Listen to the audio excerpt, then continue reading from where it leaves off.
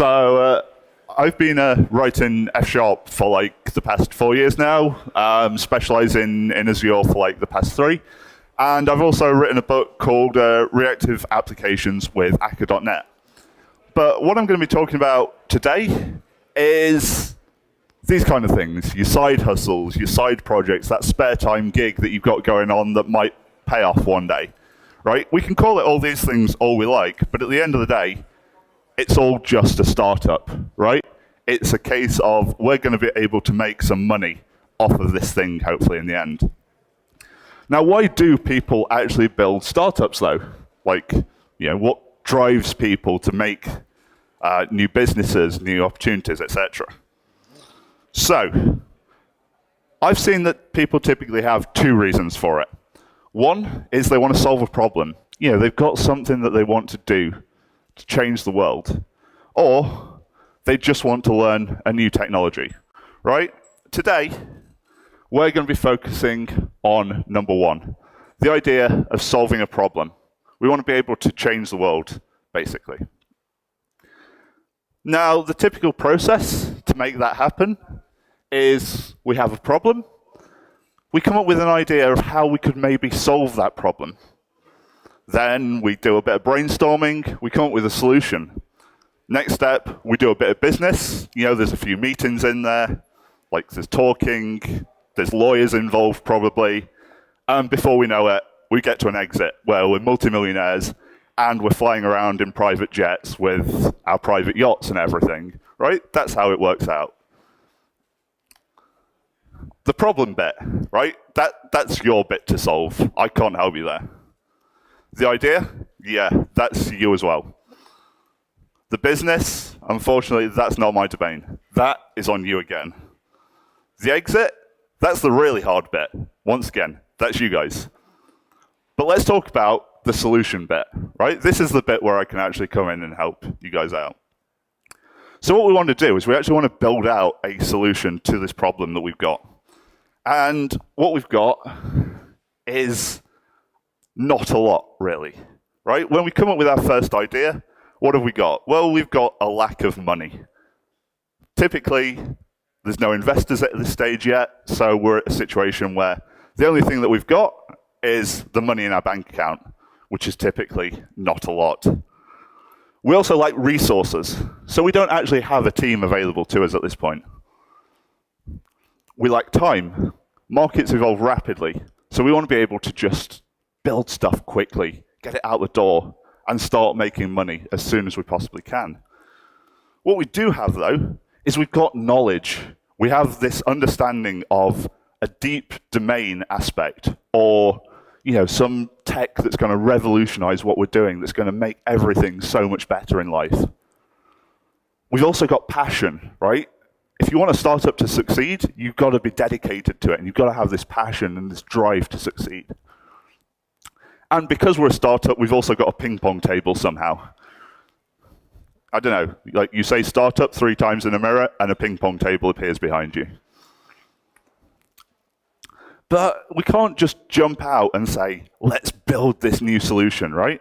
There's a lot of problems involved with it. Will the market actually want it? Are we going to release this thing and nobody's going to turn around and buy it? If that's the case, you've wasted a lot of effort, really, because, what's going to happen? Will investors want to invest in it?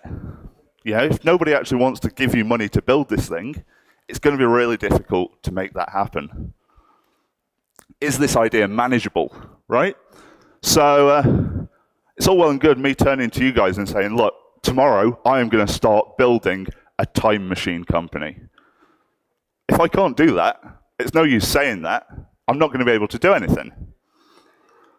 And finally, am I going to enjoy working on this idea? Is it going to be a case that I'm going to start building this thing, and then in 2 weeks' time, I'm going to be bored of it and just wanting to not go into work every day?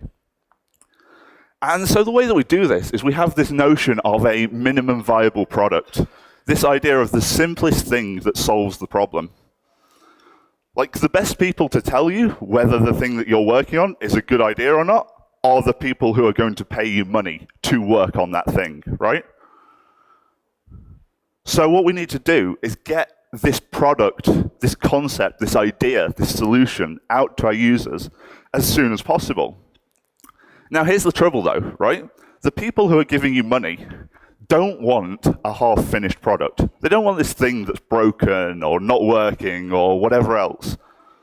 So what we'd have to do is build this thing which is the minimum viable product, which is the smallest combination of features, quality, and value which customers are actually going to use and be able to use, right? So let's take the example of making a wedding cake, right? It turns out making a wedding cake is really difficult. Now, if we're trying out a new recipe for a cake, for example, we don't want to be just diving straight in and making a wedding cake because it takes a really long time. Yet, at the end of the day, it's got all the same components as the smallest cupcake. There's flour in there, there's butter, there's sugar, there's eggs, etc. So what we can do is we can test out our recipe as a cupcake. If it works, we can build a bigger cake. Then we start to scale out more and more, right? And at the same time, the users, the people who are getting that cake, are still getting value, right? They're able to eat that cupcake. You could give your users flour, eggs, butter, and sugar, but they're not going to get any use out of it. So that's the point of building an MVP. Now, this isn't a new concept by any stretch of the imagination, right? This has been written about at length by people like Eric Ries. And if you've read The Lean Startup, you'll know what I'm talking about. If you've not read it, it's a fantastic book, which I'd highly recommend everybody should read. The question is, though, how do we actually build an MVP? It's all right saying all this like abstract, it's got to be this, it's got to be that, it's got to be the other. But how do we build one out from nothing? Well, there's no actual fixed rule for what we should use, right? It's not a case of, if you want to be a startup, you need to have Node.js, right? There isn't that rule. It's not, if you want to be a startup, you have to have Ruby on Rails. Essentially, just use whatever tools you have available in your arsenal to help you build systems which are reliable, because we said we want users to get quality out of it. They're rapid to develop, because we want to be able to build things quickly and get it to market as soon as possible. And we want them to be adaptable, so that we can respond to changes in the market as we see them. Now, in a lot of cases, that actually might be something as simple as just an Excel spreadsheet and an email client, right? I've seen startups built up out of nothing more than that, but they struggle to scale at that point. If you're small and you're just relying on the contents of an Excel document, it makes it really difficult to grow as a company. So we want to automate a lot of our processes typically. And so the title of this talk was about building MVPs with F# and Azure functions, the serverless way, right? So why should you actually choose to do any of them? Well, to explain that, I want to give a bit of a case study as to what we do at Compositional IT, and hopefully give you a bit of insight into the types of work that we do. So we work with a lot of small startups, right? They want to get a lot of value out rapidly and build products that they can send out to investors and say, here's the thing that I want you to help me with, right? Now, unfortunately, working with a startup requires a significantly different mindset to that of like a typical business. You've got agile to the extreme, right? There's no chance for waterfall. Everything has to be done yesterday to capitalize on opportunities that you've got. So what we do is we actually spend a bit of time practicing internally. Right? We're a consultancy, so we work for clients at the end of the day. But we have a bit of downtime every so often. And during that downtime, what we like to do is prototype out new ideas, build new solutions, and try and release products of our own. So we build these full startups within our company in an effort to ensure that we stay ahead of the curve and say, look, we're a great company to work with startups. So one day, we had an idea. Well, I say we had an idea. A customer came to us and said, do you know anything that can do this? We said, no. Gears started turning and thought, maybe we could do it though. We could build it out quick enough, we could start to sell it. Could we make that idea a reality? Was this something that we could achieve? Now, we'd seen reports of people using serverless technologies to build startups, predominantly the case of Yubble in the UK. Could we do that using similar techniques to build ours? Now, we're a specialist Azure consultancy, so could we use Azure serverless architectures? Because that has grown rapidly over the past year or so. Is this something that's going to be viable using the full Azure story? And so, like, the main situation you've got with serverless code is how do you actually run code if you don't have a server on which to run it? And so what Microsoft have launched is this thing called Azure Functions. It is essentially serverless code hosting in the cloud.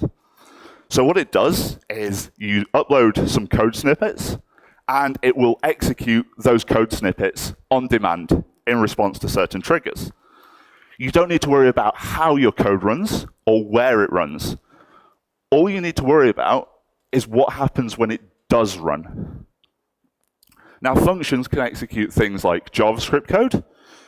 You can execute Python. You can execute C#.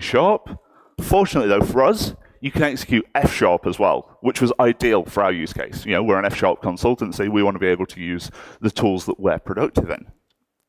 Now, the other great thing is we only get billed whenever the code runs, right? So if somebody hits one of our functions and it runs, then we get charged in that scenario.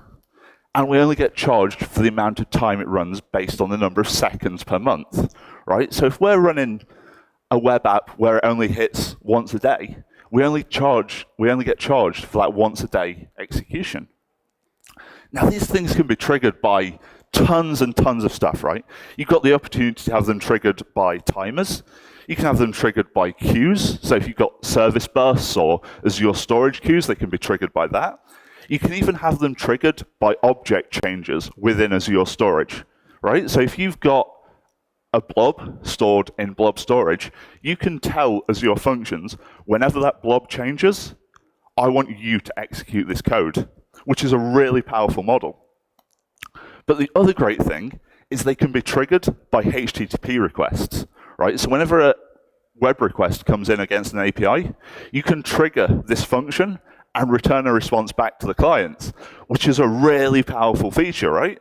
Because we've seen that we've got per execution billing and we've got HTTP triggers, which means all of a sudden we've got a super cheap API, right? And you can see the overall value of that API, per call. How many people are calling that? How much is it costing to run this API?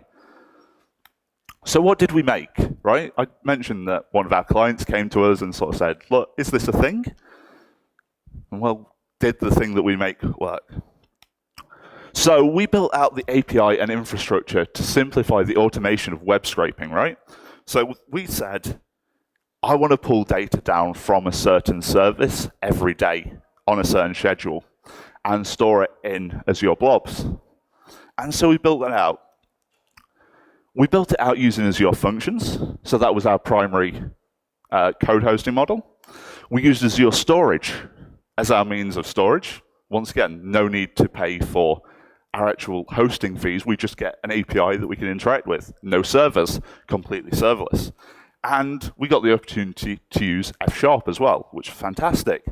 So let's talk about some of the key benefits that we saw whilst using serverless technologies on Azure. Like, the primary one for us was the speed of development, the ability to build stuff out really, really rapidly. Azure Functions is really low ceremony. There's very little overhead to building anything.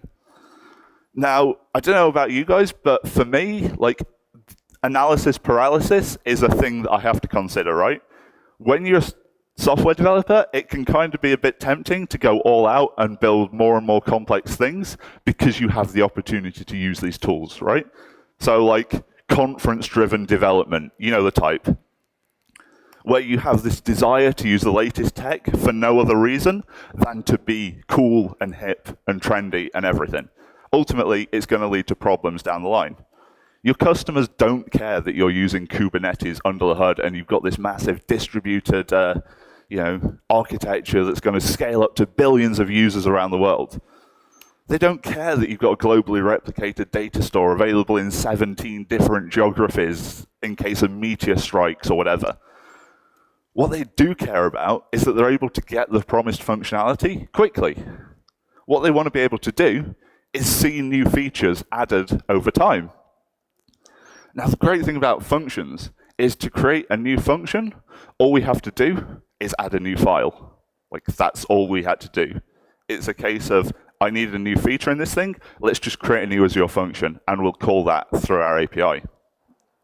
Now, the great thing is, though, we can also bind it up to other Azure services, right? So we can say, I want to be notified whenever a message comes on this queue. And what I'm going to do is I'm going to bind my message to that work item type. So now whenever it receives a message, that's what executes, right? There's no need to deal with the underlying infrastructure that is running on Azure.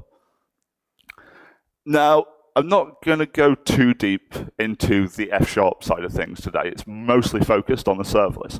But we specialize in F# code at the end of the day. So F# is just so magical. Honestly, to help you solve really complex problems, you can simplify your code so much with F#. Like, we were able to do complex algorithms in the space of hours, which we would have spent days working on had we been looking at them in C# or whatever. So we said one of the other key things about an MVP is that we need quality, right? It's no use having a situation where your users are constantly seeing breakages, errors, bugs, whatever. So we need to build things which are reliable. Right? An MVP should be a quality product. This means it should not fail. Should not, right? No guarantees in life. At the end of the day, software is built by humans. Humans aren't perfect. Therefore, software can never be perfect. Now, how can a web app fail, though? Well, we've got two options. We've got too much traffic. If you get 1 million people hit your website at once, when all you're running on is this tiny little VPS on DigitalOcean or whatever, you're probably going to struggle. Now, the other option is having shoddy code, code which is just riddled with bugs because it's been written hastily or it's been written just without due care and attention. Let's focus on number one to start with, though, right? We need to be able to scale out our startup. It's all well and good saying, yeah, I'll build this quick, but if it's not able to be used by anybody, what's the point in it? At the same time, though, we actually don't need to be able to scale, because as a startup, we don't actually have many customers when we're starting out. Like, nobody's bought our product yet, so why do we need 1 million servers around the world? So we have these massively high peaks and these massively low troughs, where we might have millions of people visiting our website at once, and nobody using it at other times. Like, what happens if our application ends up on Hacker News or Slashdot or Reddit or any of these things, right? We're going to have to be able to scale up our application to handle that. What happens if it doesn't, though, right? And we've already got 1,000 servers in place waiting for it to hit Hacker News, and nothing happens. And all of a sudden, we're paying for 1,000 servers every month, and we've got a $40,000 Azure bill or something. It's crazy. We don't want that. But because we're only paying per execution with the Azure serverless model, what it means is that we can scale on demand elastically. So because we just get charged per execution, somebody new hits our website, Azure scales up, adds a new instance if it needs it. Now, what about the bug side of things, right? Well, because we were using F#, that really helps us prevent stupid bugs. As I say, I'm not going to go too heavy into the F# side of things, but we've been writing F# code exclusively for like the past 18 months now, And the number of bug reports that we see has gone down drastically. Like, it is astonishing how drastically it has gone down. Right, next one, adaptability, right? Adaptability is a big requirement because it's a case that it's all well and good having a startup that makes, hemp socks for kittens, but ultimately you might see a better opportunity somewhere down the line. You might see an opportunity to make, I don't know, some massive distributed architecture instead that you can sell out to people. And so it's important to be able to change direction on a whim. Now, the great thing about Azure Functions is there's no sense of attachment to a function, right? I know that sounds like a really weird thing to say, but because Azure Functions are so small and isolated and everything, you don't feel too bad about just saying, delete it, I'm done with it, get rid of it. I don't want that anymore. Right? There's no sunk cost fallacy. There's this sort of mentality in software development occasionally where you've got this notion of, we spent 3 months working on this thing. We have to use it because we spent 3 months working on it. If it's useless, get rid of it. And because we're using the functions mindset, we just do get rid of things frequently because, well, we may as well. Right? Functions are really small, isolated units of code. We essentially said, anytime we want a new feature, let's just add a new function. If we want to remove a new feature, let's just drop that function entirely. Really simple approach. And honestly, it's a lot faster to just delete it and rewrite the thing from scratch. There's no cognitive overhead of what does this thing actually do if I change it, right? You delete it, you can instantly see what's broken. So what happens is functions helps for really big product or strategy changes that you might decide to implement throughout the project. But that's not good enough in a lot of cases. We also need to be able to get adaptability in the small, right? It's all well and good saying we can change the company direction on a sixpence, but what we need to be able to do is change functionality in the small to adapt to client demands. Now, the great thing is F# type system makes refactoring a breeze. It's a case of step 1, you change the function that you need to change. Step 2, you get a to-do list in the error window in Visual Studio. It's that easy. It literally tells you you need to change it here, here, here, here, and here. You change it there, you press F5 and it works. It just works. So what it ends up doing is it gives us a lot more confidence to make changes correctly. There's no I don't know if you ever feel it, but when you hit F5 and you're like, let's roll the dice and see if this thing works. I have a lot less of that kind of fear when I'm developing in F#. So basically, what we do is we make big changes with Azure Functions, and then we make small changes with the type system. Now, another difficult problem is growth, right? How do you actually grow your startup? Hiring people is an important task to be able to scale any company. And it turns out that hiring is one of the hardest tasks any startup can undertake. It's really difficult, right? Because you need the best people to work on the hardest problems. But you have companies like Microsoft, Facebook, Google, Amazon, all these people saying we want the absolute smartest people, and we're willing to pay the absolute smartest people the rates that they want. So what ends up happening is startups have to struggle to compete, essentially. Startup is you can't afford to pay people in a startup at the rate somebody like Microsoft is going to pay. So you need to differentiate with other things that set you out above the crowd. For some people, what that is it's a lack of bureaucracy, right? Just not having to deal with a company with 5,000 employees. Not everybody likes that kind of thing. For some, it's the ability to actually influence the company, to be able to say, I think we should take the company in this direction. For a lot of developers, though, it's an opportunity to use technologies that they enjoy working with, right? The ability to be I get to use F# every day, which is a lot of fun. And it turns out a lot of developers actually do want to work with F# and will do whatever they can to work in F# every day.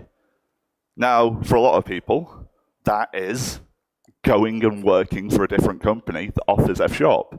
And our decision to use F# has actually made it a lot easier to hire great people. And I really mean great people. Like the F# developers that we've hired have been fantastic and have been like, I won't say orders of magnitude better, but have definitely been observably better than people who might not have had the same sort of skill set. And it's mostly driven by that desire to learn new tech and see what's different.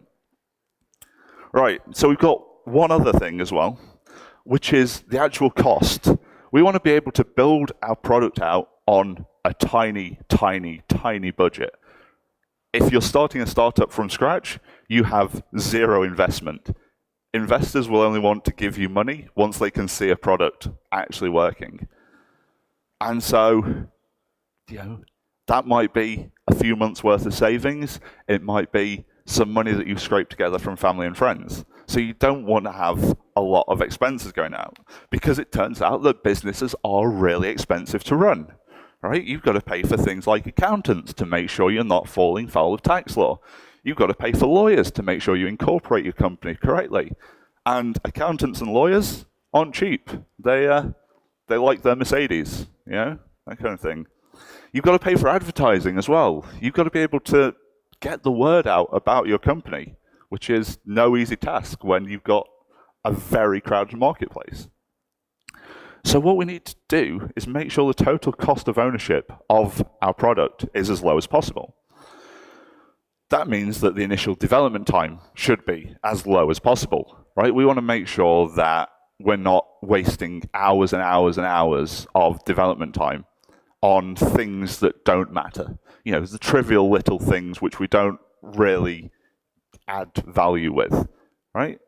I could spend 3 days building out an authentication system, whatever, but at the end of the day, is it going to be a game changer for customers who are logging in? Or is it just going to be the same old thing? Now, we've seen that Azure Functions and F# make it possible to build things out really quickly, really early on. But that's not all, right? We need to make sure the cost of the application is as low as possible. We need to make sure that we're not having those $40,000 a month Azure bills. Now, the great thing is, as we saw earlier, Azure Functions, they only get billed whenever they're used. If it sits there idle, we get a $0 bill, which is fantastic, right? If nobody uses, we don't pay. We only pay if somebody actually goes and hits that web API, if somebody actually goes and requests some work to be done. And the best thing is, you get the first 100,000 executions per month free as well, which has meant that for us, the bills of building out this thing on a monthly basis for Azure are 10 cents per month. 10 cents per month to run a full product, which is being used by clients. That's astonishingly low and means that you get massive returns on that investment. So let's go through some conclusions now. We've seen some of the best features of this serverless model for building startups. And it turns out it is really, really nice. From a development perspective, from just an overall operations perspective as well. Functions are really cheap to run. It's really cheap to maintain them, to get them running in Azure. You can get global deployments so simple. And it just makes it so game-changing, basically. The opportunity to have your startup deployed in regions around the globe with little effort, right? They're easy to write. It's just a case of you throw some code at Azure and it runs it for you. It's fantastic. And it's really easy to maintain as well. Plus, the best bit is we get all the benefits of F# as well. Right? So with F# being a .NET language, we get the ability to use all of the Azure APIs, which are written in C# within F#. So we get really big productivity gains there. Now, there's one final thing as well, just one final closing thought. Once you start to grow, there are questions about how manageable it is to continue to maintain a serverless architecture, because it tends to be very decoupled. You need a lot of sort of guidance on what's actually happening, and a lot of maintenance and babysitting of your architecture, essentially. And so what we announced yesterday was this platform upon which we can more easily build bigger web applications in F#. And we've called it SafeStack. It ties together a bunch of libraries within the F# world, which helps simplify the development of these web applications. It's the combination of Suave, Azure, Fable, and Elmish. If you're interested in the F# side of development, I would strongly suggest you go and check out safestack.github.io. And it'll give you a lot of guidance on how you can actually get started with developing F# applications for the web, which run in a cloud-native environment. And with that, let's have some questions. Yes. Hands straight up there. Hello. Thank you for your presentation. I have a question. You described this approach, which is very flexible and magically scalable. This is nice. However, don't you think that it's too easy to kill your startup just applying some denial of service attack on your web service, and you pay for all the executions and all your monies are spent on this? So the question is it possible for somebody to just DDoS your bank account, basically? Like, somebody's just going to hit your website and just take you down because they've charged you 1 billion requests or whatever. So what you can actually do within the Azure Functions portal is say, this function should not execute more than so many times per day. If it does, stop it and don't execute anymore, which helps prevent that kind of thing. Alternatively, you can put things like Cloudflare in front of it to stop any sort of DDoS attacks there. Thank you for the presentation. Will functions be a good choice for good old API methods, an API method that you call, which does a lot of work, it goes to the database, it calls another API, does a lot of stuff, needs to do everything, like do it and report back if it was done successfully or not. So functions are limited to 5 or 10 minutes of execution time, I think. So for typically long-running tasks, what you'd probably want to do is run them on the background, right? And just run them iteratively as do 5 minutes work. Once I check to see whether I'm running out of time, start up a new function that's going to continue on where I left off. But will it still allow this, classic layered architecture, a lot of libraries, upload it, dependency injection in it? Yeah, absolutely. I mean, we've not found things like dependency injection are a thing that we worry about, because you saw that snippet of code, that's all it is, because that's all it is. You don't need to worry about wiring up a dependency injection container with absolutely everything in place. You just sort of go for it and call new or whatever. Simple.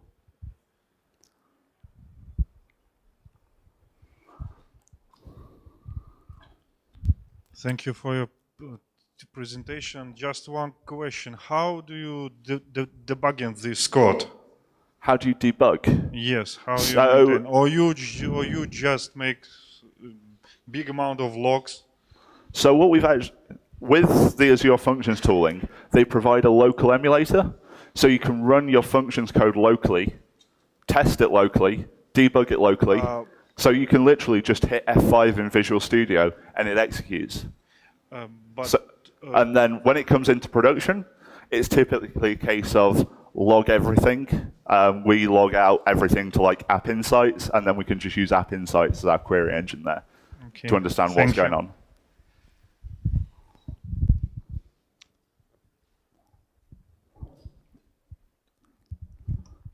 Thanks for your presentation. It works. Just out of curiosity, you said that you have a great experience in F#. Can you make some examples, type of projects where F# totally beats C#? Sure. So, like the main project that I've been working on for like most of the past year, essentially, on and off, has been the pricing engine for a major German airline, right? So they've got data sources all over the enterprise, and they wanted to bring them all together and do some data analysis and spit out their new prices for the next season of flights. We were using F# there. It was really, really easy because it was a sort of very pipe-oriented model, right? So we were saying, first you do this step with these data files, then you add on this step, then you add on this step, etc. And it made it quite an extensible pipeline and really easy to change and adapt in the future. Hello, thank you for the presentation. I have a question. We aren't using Azure Functions yet in our project, but we're heavily using web jobs. Yeah. And they sound kind of similar. So what's the main difference, and when does it make sense to use functions over web jobs and vice versa? So when would you use functions over web jobs? Well, like functions are built on top of web jobs, right? Functions are just another layer over the top there. The great thing about functions is that there's a lot of existing literature on the serverless model that you got from like AWS Lambda. You've also got a really easy to work with API in the sense that you get really nice command line tools, you get a really nice portal integration, all these kind of things, right? Like with the web jobs approach, you've got to go through Kudu. You can't really do it directly within the portal where you got everything else. Where would I use functions over web jobs? I typically use it for sort of low volume stuff to start with. If it turns out that it sees a lot of use and it's basically online 24/7 anyway, then I might consider moving it over to web jobs where I get a more sort of understandable approach to how it's going to run. Because a function could be unloaded from memory if it's not used for 10 minutes, right? Which means that you might then see a longer startup time. Now, for some things, that's fine, right? If you're a small startup, you don't really care about that kind of thing if it's going to save you hundreds of dollars in that case. So that's where I sort of draw the line, personally. Some people differ there. That's my stance on it. Okay, thank you. We need to select the best question. The best question. I think it's got to be on where you choose web jobs over functions. Okay, great. Thank you, Anthony.